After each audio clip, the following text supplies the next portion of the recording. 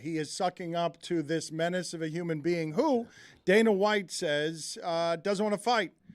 Doesn't want to fight. This man, look at this man. Do you know this man's story, what he comes from? Look at him physically right now. That man doesn't want to fight. You know what you're doing with this camera angle, Francis. You do know, Francis. You're doing. What are you trying to do? Did you hit the elastic bands before this interview? Francis, you are vascular. your arms are thighs, Francis. Push-ups. He's not good.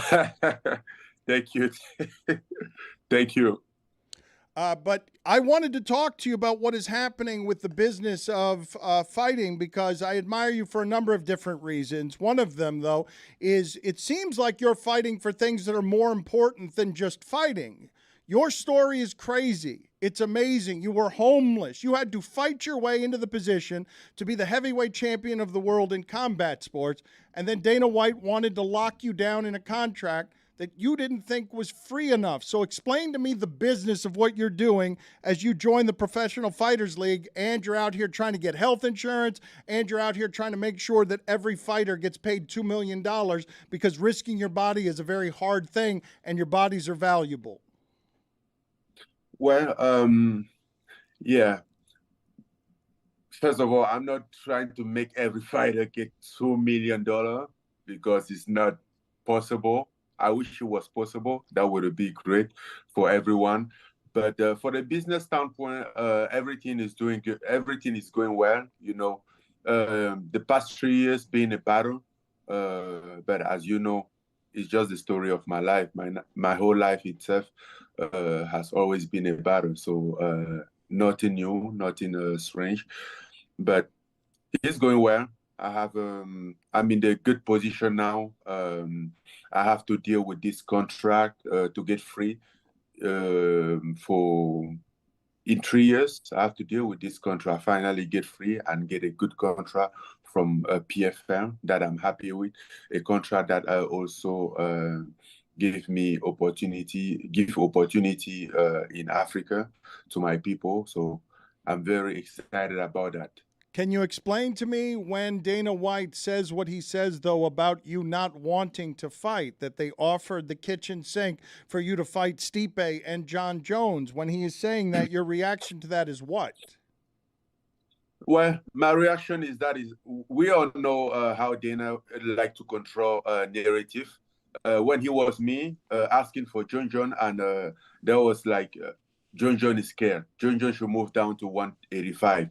And at every meeting, I'm like, oh, John John doesn't want to fight. He just want to stay there, shoot gun. So he want a big payday. And every time that they were referring to John John, he was like, oh, he doesn't want to fight you. He want to stay there, shoot gun,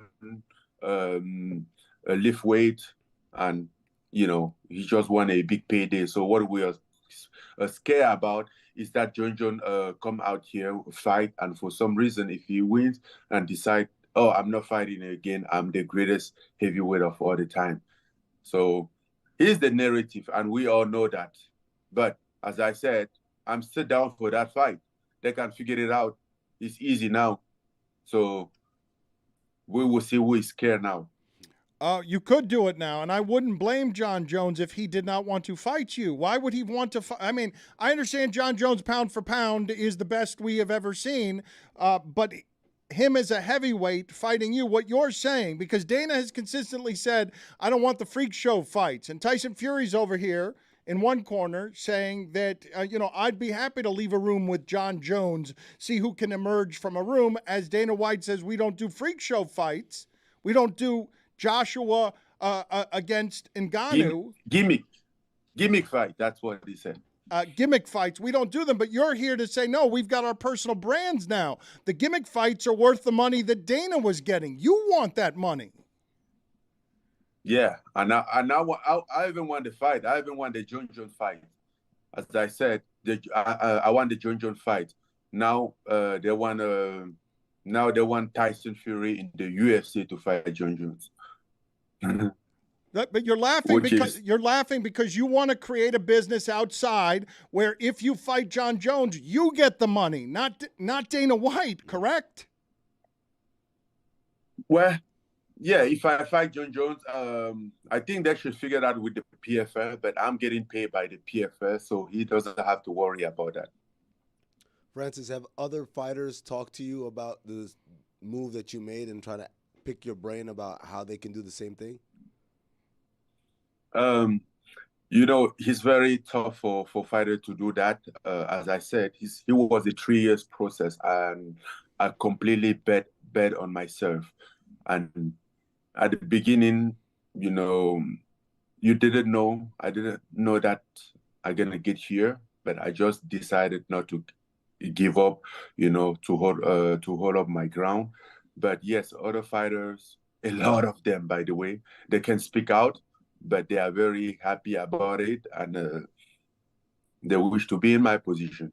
Francis, did you see what was happening with Jake Paul and say to yourself, wait a minute, my brand is more valuable outside of here than it is with all the restrictions in this contract? Excuse me? What's happening with Jake Paul, where celebrities are creating pay-per-views, they keep more of the money. Floyd Mayweather, they own their own business. Did you see what happened with Jake Paul and say to yourself, I might be more valuable outside this octagon? It might take 3 years of fighting, and I'm guessing that Dana White's not going to let John Jones out of his contract because they're so restrictive, because he doesn't want you guys to have the money individually. Did you see what happened with Jake Paul and take a cue from the value of a fighter outside of the UFC? No, because from the moment that we started this, I wanted to go free agent. Jake Paul wasn't around. He came after.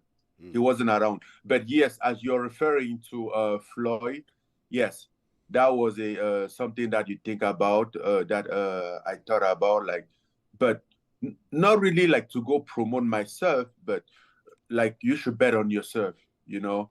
So that was the example that I look up to, kind of. Francis, help me with something here, because I want to know, how hard was it for 3 years to get out of the contract? How many lies were told? Dana White controlling narrative is one thing in business. What was the dirtiest stuff you were experiencing as you were just asking for, can I have my freedom, please? What I was asking at first was just like, can I have a fight? Because I had a 8 fight contract, and I want to fulfill that contract. But they wouldn't allow me, since I wasn't going to sign another contract, because they knew that if I fulfill that contract, I'm automatically free. And then they use some kind of like a dirty game there, you know, freeze me out. They know how much I was getting per fight, which wasn't much at all, just few pennies. So they knew that I couldn't make a living out of it. I have to come back and accept those contracts. And that was after the Junior Dos Santos fight, who was in June 2019. So then he was almost 1 year after that I have to fight, you know. So I just resisted to that, and that was very hard. One of the things that was hard about it as well was the pressure that they was putting on you. You know, before I decided to speak up about this, I realized that if I just stay there and not speak up, not only they are going to change the narrative, but I will not take the pressure on me. I'm just me, and they are them. They are massive, you know, and I couldn't fight that. And I started to see how they promote even the interim title by saying I don't want to fight. I'm like, these people are kidding me, you know. I think that's when I decided to start speak up about it. Francis, But it's offensive. Francis, it's offensive. He's got you under contract. You don't want to fight for a little bit of money. And then he's saying you don't want to fight when all you want to do is give me the 8 fights as fast as I can get them so I can get out of this contract and get my own money. Exactly. That's what I didn't ask for more money, because, by the way, the new contract was more money. But I was like, I don't want more money. Just give me the fight that I can fulfill my contract, my obligation, and be free. Therefore, I can renegotiate as a free man. Like, I can be locked here and negotiate. I'm not negotiating. You're just telling me what I will get, right? But either way, it's my right. You know, we have a 8 fight deal, and then I'm here asking for a fight to deliver. And they are very happy to go out there all the time, say, oh, we give those fighters three fights per year. We give this. And in the other hand, you know, at the time, I even have to like save all the video that Dana was saying, like, oh, we give those fighters 3 fights a year.